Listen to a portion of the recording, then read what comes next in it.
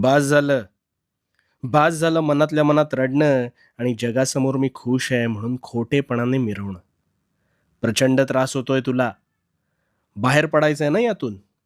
मग आता शांतपणे मी काय सांगतोय ते ऐक. ह्या जाचातून मुक्त होऊन जाशील. मला सांग, घरात कधी प्रसन्न वाटतं रे? केर काढल्यावर. कारण केर काढल्यावर घरात लक्ष्मी वास करते अशी एक धारणा आहे.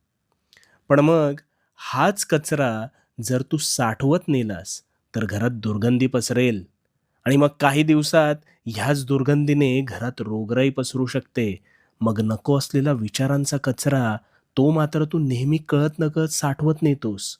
ज्याची मुळं तुझ्या मनात घट्ट घर करून बसतात आणि मानसिक स्वास्थ्य बिघडवतात.